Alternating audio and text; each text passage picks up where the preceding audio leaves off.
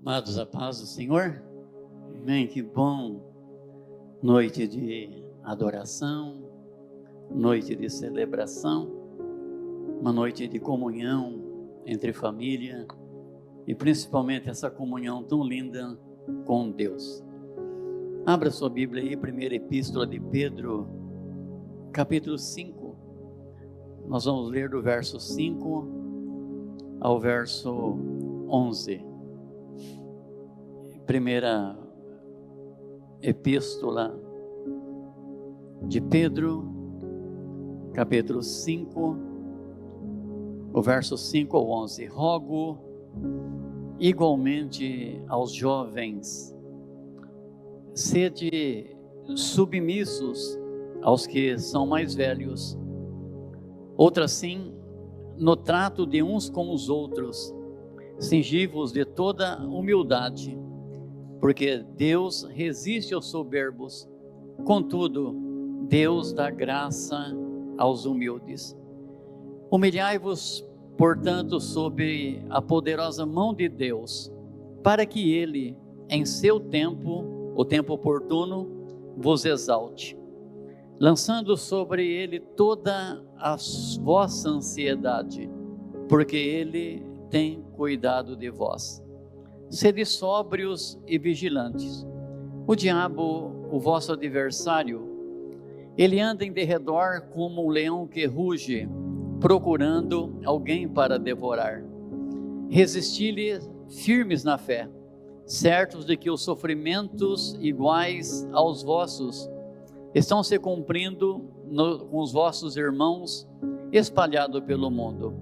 Ora, o Deus de toda graça, que em Cristo vos chamou à sua eterna glória, depois de terdes sofrido por um pouco, Ele mesmo vos há de aperfeiçoar, firmar, fortificar e fundamentar. A Ele seja o domínio pelos séculos dos séculos. Amém. Espírito Santo, nós te amamos. Deus Espírito Santo, já rendemos a Deus os nossos louvores, a nossa adoração, honramos a Deus com os nossos dízimos e as nossas ofertas, mas agora precisamos que o Espírito Santo ministre no nosso coração a Tua palavra. Toda inquietação, toda preocupação, tudo que possa conspirar contra a palavra, nós colocamos agora cativos em Teu altar. Abençoe, Senhor, a cada família aqui representada, também as famílias que através das redes sociais também abriram as portas para que juntamente conosco eles pudessem adorar a Deus. Que o Senhor os abençoe, é o que nós te pedimos no nome do Senhor, no nome do Senhor Jesus Cristo. Amém? Queridos, esse texto aqui sagrado, esse texto escrito pelo apóstolo Pedro, ele traz para nós, algumas lições importantes de como a gente até lidar com o nosso coração. Se você analisar bem esse texto, ele vai trabalhar exclusivamente com as nossas emoções, vai trabalhar exclusivamente com o nosso coração, com algumas coisas que não é fácil a gente tratar, que não é fácil a gente lidar. Pedro, ele vai nos ensinar, que a gente pode vencer o orgulho através de um ato de humildade, que a gente pode vencer essa independência colocando a nossa confiança em Deus, que a gente pode também vencer essa ansiedade que aflige o nosso coração, exercitando a nossa fé em Deus. Ele fala da gente vencer essa falta da sobriedade, através da gente ser um pouco mais vigilantes. Então, o texto bíblico que ele vai ensinar para nós algumas coisas importantes. E a lição mais importante é que Deus, ele estará no controle de todas as coisas. Olha o verso 5 aí. desse texto que nós lemos, ele fala: cingivos de toda humildade. Por quê? Porque Deus, ele resiste os soberbos, contudo, aos humildes, ele concede a sua graça. Eu creio que Pedro está escrevendo aqui, até em relação a um acontecimento que passou, pela sua vida, naquela noite em que Cristo ele foi preso, naquele momento que eles estavam conversando com Jesus, e Jesus diz: olha, nessa noite, eu serei preso e todos vocês haverão de me abandonar. E Pedro, ele diz: olha, todo mundo pode pular fora do seu barco, todo mundo pode abandonar o Senhor, agora eu não, eu estou pronto para morrer com o Senhor. E Jesus fala para Pedro: olha Pedro, cuidado, por quê? Porque Satanás, ele pediu para te cirandar, como o trigo é cirandado em uma peneira, mas eu roguei para o Pai, para que você não desfaleça. Então no coração de Pedro há um princípio de um sentimento aí de soberba, de orgulho, e a Bíblia diz que enquanto Deus ele resiste os orgulhosos, soberbos, Deus ele dá muita graça àquelas pessoas que são humildes diante de Deus, aquelas pessoas que colocam a sua confiança diante de Deus. Lembrei aqui daquele, do fariseu e do religioso fariseu e do pecador publicano. O fariseu, ele vem até o altar, ele fica de pé e ele ora dele para ele mesmo. A Bíblia diz: ele orou dele para ele mesmo, ele não ora dele para com Deus. E ele fala assim: Deus, eu sou um homem muito justo, eu jejuo 2 vezes por semana, eu dou as minhas ofertas, eu dou os meus dízimos, até aí tudo bem. Mas ele olha lá para a porta e ele vê um homem, e para ele se sentir tão importante, tão justo diante de Deus, ele tem que rebaixar uma pessoa. E ele fala assim: olha, eu não sou que nem aquele pecador que está lá na porta, eu sou bem melhor do que ele. E Jesus diz: todos aqueles que se exaltarem, eles serão humilhados, e todos aqueles que se humilharem, eles serão exaltados. E aquele homem lá na porta do templo, do lado de fora, se reconhecia tão pecador, se reconhecia tão falho diante de Deus, que a Bíblia diz que ele nem, ousava levantar a sua cabeça e olhar para o altar, mas ele, do seu coração, ele orava para Deus e dizia: Deus, eu sou um homem muito pecador, tenha misericórdia de mim. Então a primeira lição aqui, queridos, que a gente só consegue vencer o orgulho do nosso coração, a soberba do nosso coração, é aquele sentimento que a gente é melhor do que alguém, que nós somos melhores do que as outras pessoas, que somos mais importantes do que as outras pessoas. E muitas vezes, para que a gente venha validar esse sentimento no nosso coração, nós temos que olhar para alguém, apontar o dedo para aquela pessoa e falar para todo mundo que nós somos melhores, porque aquela pessoa lá, é bem pior do que a gente. E aí Pedro está dizendo que Deus, ele resiste às pessoas soberbas, Deus resiste a uma pessoa orgulhosa, mas Deus, ele dá graça para aquelas pessoas que são humildes diante de Deus. Essa palavra humildade aqui, queridos, não tem nenhum significado aqui de pobreza, de carência de alguma coisa, mas de uma total dependência de Deus. Então se humilhem, sejam humildes, por quê?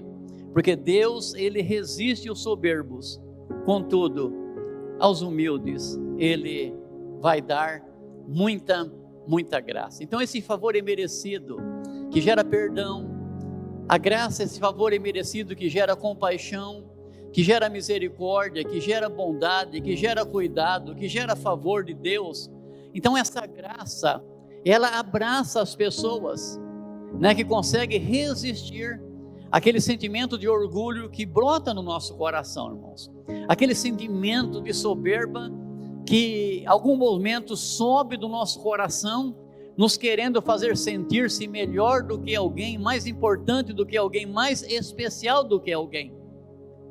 E aí Pedro diz que a graça de Deus nos abraça, essa graça de Deus nos envolve, essa graça de Deus nos acolhe, essa graça de Deus, ela nos socorre quando a gente vence no nosso coração esse sentimento tão perverso. E olha, e não é fácil lidar com esse pequeno orgulho. Orgulho é a síndrome de Lucifer, né? Essa soberba é a síndrome de Lucifer. Ele não quis ser apenas que nem Deus, ele quis ser melhor do que Deus. E aí ele caiu, e ele sabe que a única maneira que tem da pessoa cair é manter no seu coração um certo orgulho, uma certa, né, vaidade de que é melhor do que os outros. E muitas vezes quando a pessoa abre os olhos, queridos, ele já caiu e não sabe, né, que já está esborrachado no chão. Mas uma outra lição que Pedro dá para nós aqui no verso 5, que é muito importante. Então ele fala, se a gente, né, consegue se manter humilde, se a gente consegue cingir o nosso coração desse sentimento de humildade, então a gente também consegue se humilhar sob a potente mão de Deus. Olha o verso 5 aí. Humilhai-vos, pois, debaixo da potente mão de Deus, para que ao seu tempo Deus vos exalte. Uma pessoa soberba, ela não se humilha. Uma pessoa soberba, orgulhosa, ela não depende de ninguém. Uma pessoa soberba, ela é dona do barco da vida dela. Ela não pede opinião, ela não pede socorro, ela não pede ajuda. Ela não reconhece os seus erros, as suas faltas. Ela não reconhece que ela é falha como todo mundo é falho. Agora, quando nós somos cingidos desse sentimento de humildade em nosso coração, a Bíblia diz que então a gente consegue se humilhar sob a potente mão de Deus. Quando ele fala humilhai-vos sob a potente mão de Deus, ele está dizendo, se coloque debaixo da poderosa mão de Deus. Deixa que a mão de Deus esteja sobre a sua vida para te abençoar em tudo que você necessitar. Deixa que a mão de Deus esteja sobre a sua vida para conduzir os seus caminhos. Deixa que a mão de Deus esteja sobre a sua vida para dar direção em tudo que você vai fazer. Então, se humilhar sobre a potente mão de Deus é se colocar a confiança plenamente nele, queridos. Não é se esconder debaixo da mão de Deus, é dizer para Deus, olha Deus, ainda que eu tenha alguma habilidade, ainda que eu tenha um certo grau de inteligência, ainda Deus que eu tenha um jogo de cintura, Deus, eu prefiro me esconder debaixo da mão do Senhor, porque se eu estiver escondido debaixo da mão do Senhor, eu sei que para mim tudo vai dar certo. Por que a gente precisa, querido, se colocar sobre ou debaixo da potente mão de Deus? Porque a mão de Deus é poderosa. A mão de Deus exerce domínio. A mão de Deus, ela exerce controle. A mão de Deus, ela governa. A mão de Deus é grande. E um dia, essa poderosa mão de Deus haverá de colocar um ponto final em todo o sofrimento humano, em toda dor humana. Um dia essa poderosa mão de Deus, né, vai trazer a plena restauração da humanidade. Essa poderosa mão de Deus vai trazer a plena restauração da natureza, porque a Bíblia vai falar de 3 gemidos lá em Romanos capítulo 8, vai dizer que os filhos de Deus gemem esperando, né, o retorno de Cristo Jesus, tá? A natureza, ela geme, esperando a sua redenção. Porque quando o homem caiu, quando o homem se orgulhou, se ensoberbeceu, a Bíblia diz que até a própria natureza, ela foi amaldiçoada. E a natureza hoje, ela olha para a igreja. A natureza hoje, ela olha para o seu Criador. A natureza, ela geme de dor hoje, esperando o quê? Esperando uma plena restauração do Senhor. Mas pastor, o senhor falou de 3 gemidos, o senhor falou do gemido da igreja, o senhor falou do gemido da natureza, mas a Bíblia também diz que o Espírito Santo de Deus, ele intercede por nós, com gemidos inexprimíveis. Fazem 2000 anos que o Espírito Santo de Deus deixou os céus, fazem 2000 anos que o Espírito de Deus veio para habitar no nosso coração, fazem 2000 anos que o Espírito Santo geme, esperando voltar para o seu lugar de glória. Então o próprio Espírito de Deus geme também, queridos. E aí quando a gente se coloca debaixo da poderosa mão de Deus, então a gente vai colocar o quê? A nossa esperança, né, de que Deus verdadeiramente, Ele pode todas as coisas. Todas as coisas. Quando a gente é soberbo,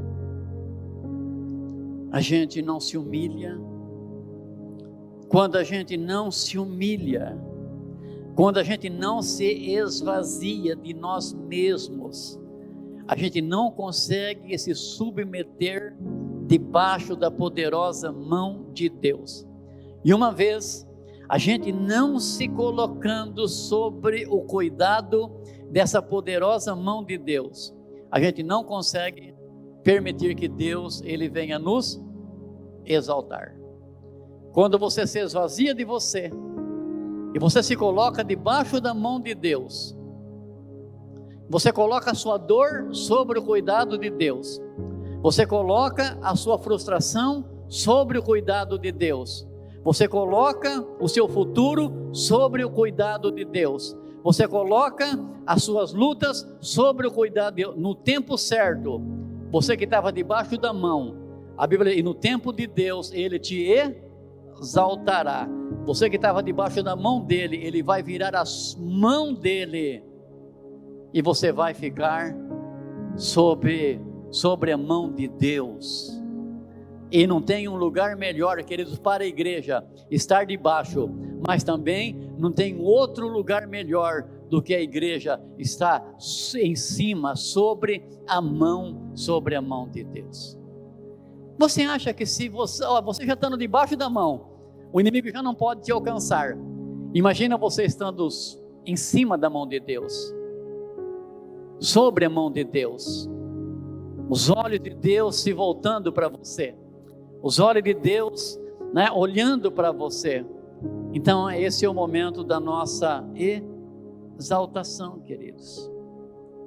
Aqueles que se humilham, colocam esperança nele, no tempo de Deus, Ele vai exaltar, tá? Então não tenha pressa. O tempo de Deus não é o nosso tempo. O tempo de Deus é o Kairos. Quando o tempo de Deus, ele passa pelo nosso tempo. Deus, ele está na eternidade. Onde Deus está, o tempo não é medido por segundos, por minutos, por horas, por dia, por semana, por meses, por ano, não é por século, não é por milênio. Deus, ele está na eternidade. E quando a palavra diz que no tempo certo Ele vai nos exaltar, é que quando chega o momento, o tempo de Deus passa, que é o Kairos, ele passa pelo nosso tempo.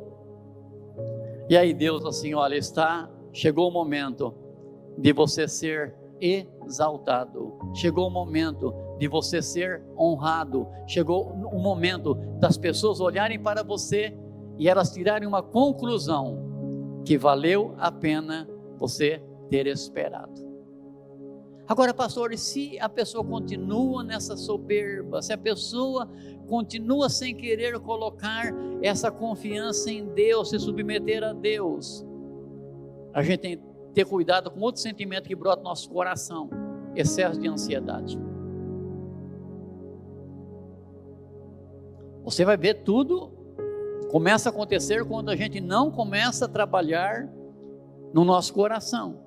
Olha o verso 7 aí: lance sobre Deus, lance sobre Ele toda a sua ansiedade, porque Ele tem cuidado de vocês.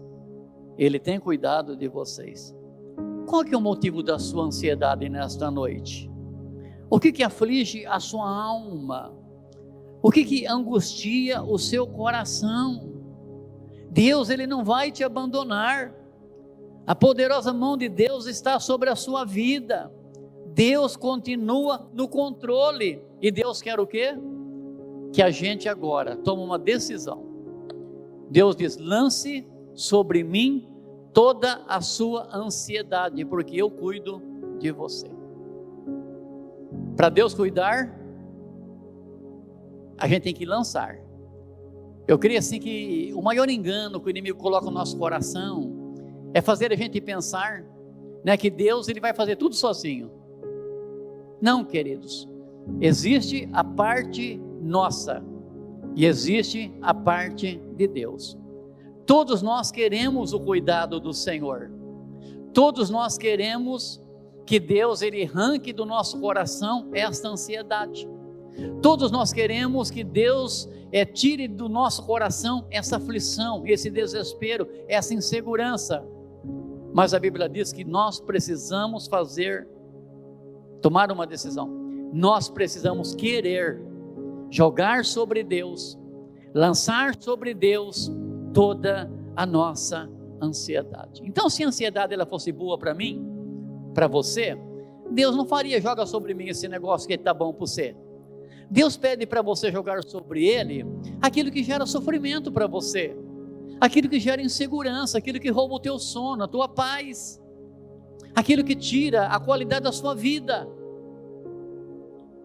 Mas pastor, como que eu posso jogar sobre Deus a minha ansiedade?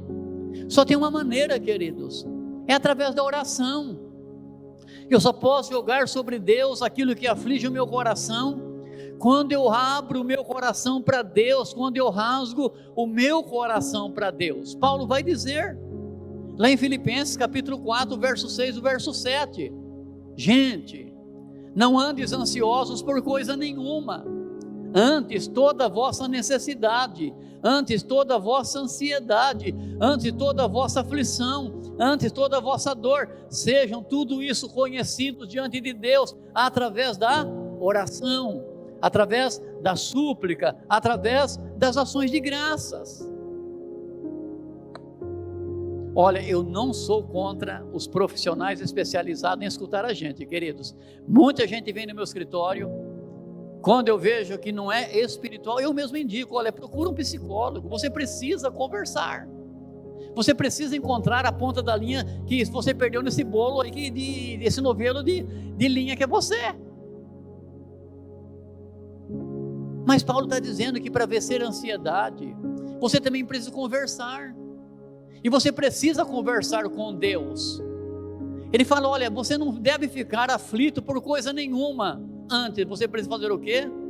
Fazer conhecida diante de Deus toda a sua ansiedade. Mas pastor, Deus já não sabe o que está no meu coração? Deus já não sabe dessa ansiedade que está no meu coração? Deus sabe, mas enquanto você não falar, Deus pode achar, está gostando desse negócio. Porque a gente só joga sobre Deus o que entristece a gente, queridos. A gente só consegue abrir mão daquilo que causa dor, daquilo que rouba a qualidade da nossa vida. Então Paulo fala: chegue diante de Deus, fala: Deus, hoje eu estou ansioso demais. Deus, olha, eu estou perdendo sono por causa dessa ansiedade. Deus, eu estou hoje no domingo, mas a minha mente, Deus, já está lá no mês de abril. Deus, eu nem sei, Deus, como que eu vou fazer para pagar as contas de 2024, 2025, porque 2024 não está muito bom. Não, gente. Coloque, quando fala que lança sobre Deus essa ansiedade, Fala para Deus a sua dor, fala para Deus o que está acontecendo com você, seja sincero com seu pai, Ele é seu pai. Eu sempre gosto de fazer uma comparação. Imagina você que tem filhos pequenos, né? O seu filho vai lá contar para o vizinho o sofrimento dele, para o vizinho vir falar para você, você vai dar umas palmadinhas nele, né? Ele, pelo menos vai colocar lá no troninho do silêncio lá, né? Onde fica lá em silêncio pensando. E Deus é pai, queridos, e a gente só consegue jogar sobre Deus a nossa ansiedade quando a gente escolhe ter um tempo de oração. E Ele fala, não é só com oração, é com súplicas. Tem momento que a aflição do nosso coração é tão grande, a dor do nosso coração é tão grande, que a gente só consegue chorar diante de Deus. E não tem uma graça mais linda, mais bela, do que a gente chorar diante de Deus, do que a gente poder chegar diante de Deus e rasgar o nosso coração em lágrimas. A especialidade de Deus é enxugar as lágrimas. O choro pode durar uma noite toda, mas a alegria, ela vem ao amanhecer. Não é chorar de raiva não, queridos. Sabe, é chorar, contando para Deus aquilo que você conta para o psicólogo, que você conta para as pessoas que não podem te ajudar, pessoas que não apenas não podem e não querem te ajudar, antes vão aumentar ainda mais o seu sofrimento, porque as pessoas têm uma tendência de amplificar demais os nossos problemas. Aquele telefone sem fio, né? Que quando você conta uma coisa aqui, quando chega na outra ponta lá, não foi nada que você falou. Então lance sobre Deus a sua ansiedade. Quando Jesus vem em Lucas capítulo 12, né? O verso 29 até o 31, não pergunteis, pois, o que vocês vão haver de comer, o que vocês vão haver de beber, nem andeis ansiosos. Ele fala porque as nações do mundo, o povo sem Deus, eles buscam essas coisas, mas o vosso Pai sabe aquilo que vocês precisam. Busquem então antes o reino de Deus, e todas as suas coisas, essas coisas serão acrescentadas. Então, a ansiedade é um sentimento negativo que coloca no nosso coração dúvida em relação ao socorro de Deus. A ansiedade é isso que ela fala, que Deus não tem poder, que Deus não tem condições, que Deus não é poderoso o suficiente para cuidar de mim e suprir a minha necessidade. E essa ansiedade faz você sofrer, nós sofrermos por antecipação. Quem está sofrendo pelo ano que vem já, quem está sofrendo por alguma coisa que ele pensa de ruim que vai acontecer amanhã, ele vai acordar segunda-feira, o dia vai ser maravilhoso, ele não vai ter nenhum sofrimento, só que no domingo ele já sofreu o sofrimento da segunda sem tê-lo. Isso é ansiedade, queridos. É por isso que Deus fala assim, olha, joga sobre mim esse negócio, deixa eu cuidar de você, deixa eu cuidar da sua família, entrega tudo isso nas minhas mãos, nem que você tiver que entregar chorando. Por quê?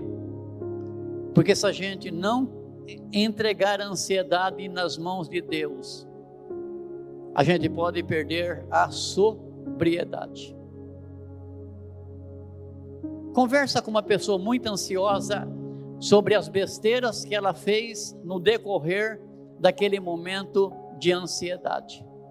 Quantas decisões precipitadas as pessoas tomam quando estão ansiosas demais? Quantos negócios mal feitos elas realizam quando estão ansiosas demais, queridos? Porque elas perdem a sobriedade, elas perdem o seu controle mental. E aí Pedro vai dizer assim, sejam sóbrios, o verso 8 aí, sejam sóbrios e vigilantes. Por quê? Porque o diabo, o seu, meu, nosso adversário, ele anda em derredor, rugindo como um leão, buscando a quem possa tragar. Um coração não controlado pelo Espírito Santo de Deus. Um coração dominado por sentimentos de ansiedade, de depressão, de pânico, de raiz de amargura, de falta de perdão, de ressentimento. Um coração que está governado por esses sentimentos ruins. É um coração, uma mente que perde a sua sobriedade, que perde a sua capacidade de vigilância, que perde a sua capacidade de controlar as coisas. Quando a Bíblia fala que sejam sóbrios, a gente já pensa num ébrio, num bêbado, não é verdade? Mas quantas coisas tira a sobriedade das pessoas sem ser o álcool? A droga tira, o nervosismo tira, a irritação tira, a falta de paciência tira a sobriedade da gente. Quantas coisas a gente fala quando está nervoso? Quantas coisas a gente fala quando a gente está com problema na vida? Quanta besteira a gente fala, queridos. E o diabo, ele só está esperando você falar uma besteira. A vida e a morte está no poder da língua. A vida e a morte está no poder das palavras. E aquele que ama falar demais, acaba comendo dos seus próprios frutos, daquilo que ele fala. Então a pessoa perde a sua sobriedade, queridos. Pergunta, né? Nós temos um trabalho social, evangelístico, né, no presídio. Mas se for perguntar para todas as pessoas que estão presas ali, principalmente quem praticou um crime mais violento, pergunta para ele, o que você fez? Por que você fez? 5 segundos de desespero, 5 segundos de bobeira, 1 minuto que eu perdi a minha paciência, 1 minuto que eu perdi minha paz. E por causa de 1 minuto que perdeu a paz, a pessoa perdeu a beleza da vida, a pessoa perdeu o controle da vida, a pessoa perdeu as oportunidades da vida. E sabe qual que é o problema?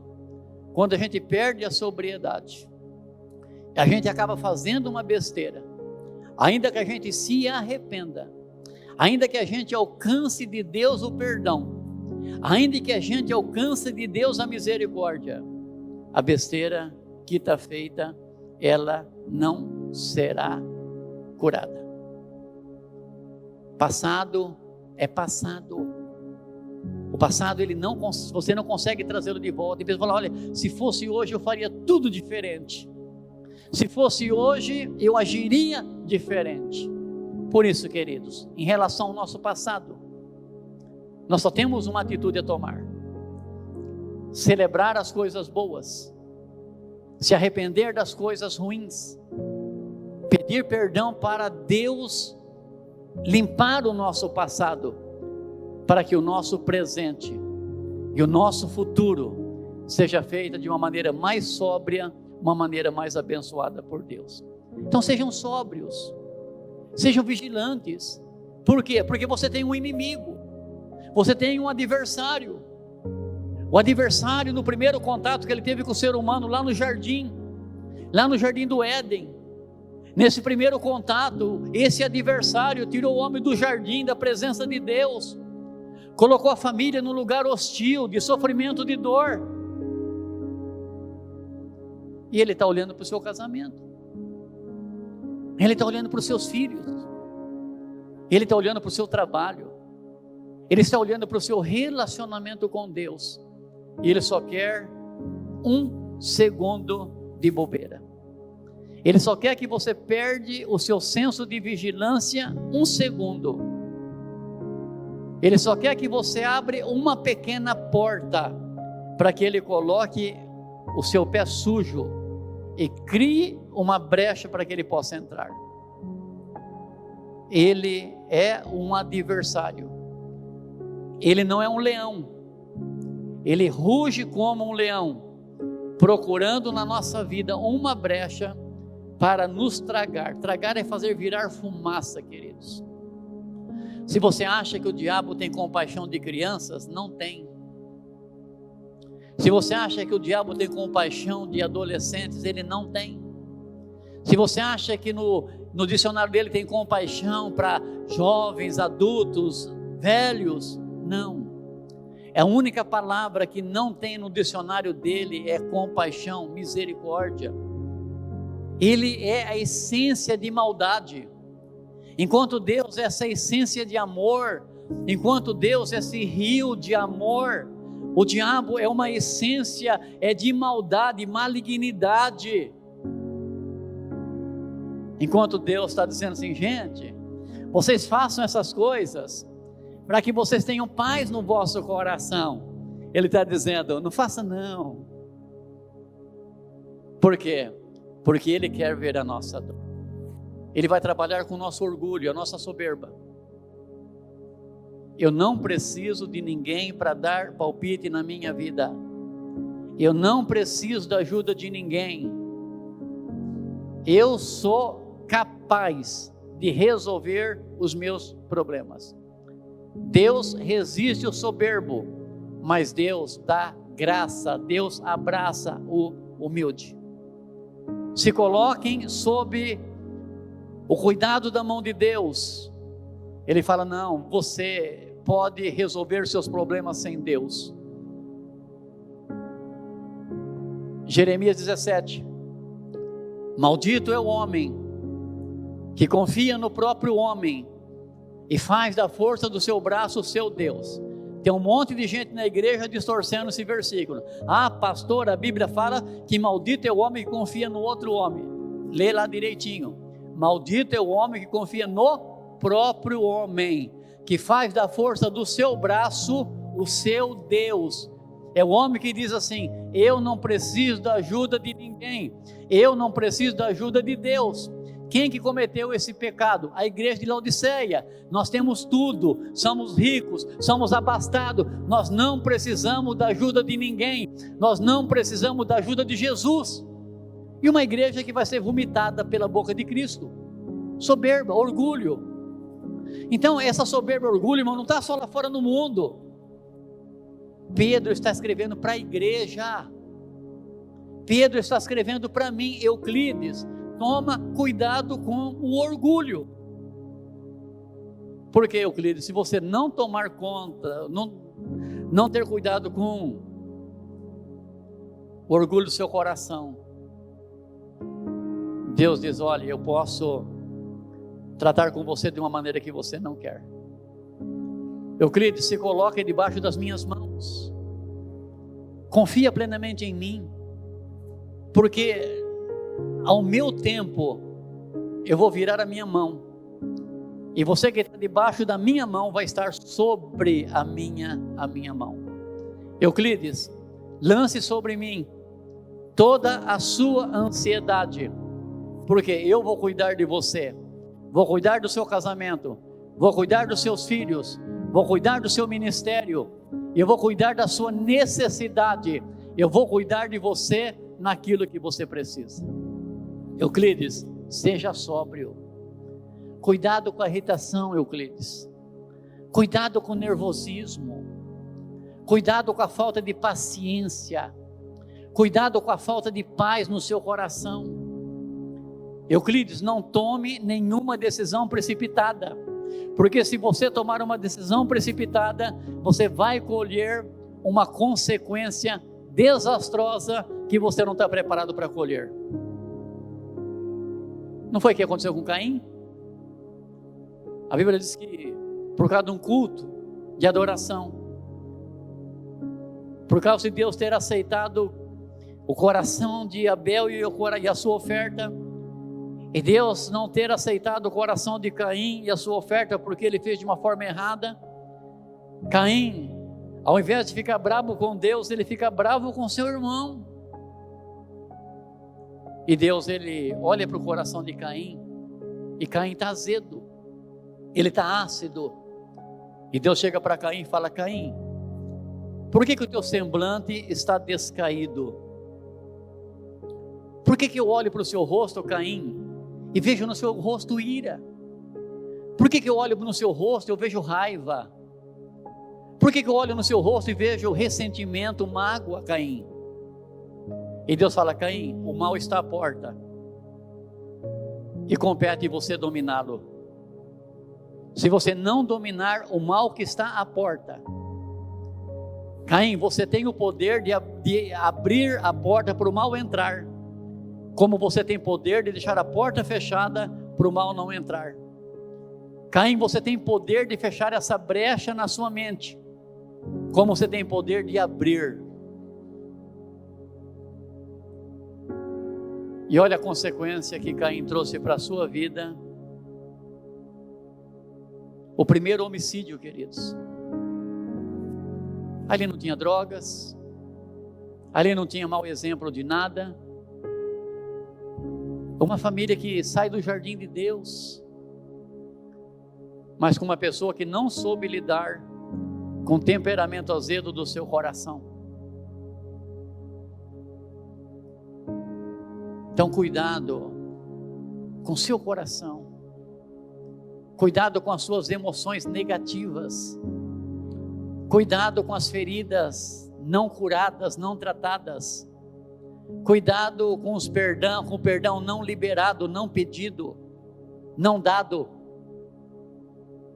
Cuidado, porque é só essa pequena brecha que o inimigo quer ter para destruir a sua vida. Ah, mas pastor, não está fácil. Quem falou que estava, né? Mas a Bíblia diz que a gente pode resistir na fé. Olha 1 Pedro 5,9. Ao qual quem? Ao diabo. Vocês resistem firmes na fé, sabendo que as mesmas aflições se cumprem entre os vossos irmãos no mundo. Ele está dizendo assim: ó, o que você sofre no Brasil, os nossos irmãos estão sofrendo na África muito mais do que nós. Os irmãos no Oriente Médio muito mais do que nós. Os irmãos onde há perseguição contra a igreja muito mais do que nós.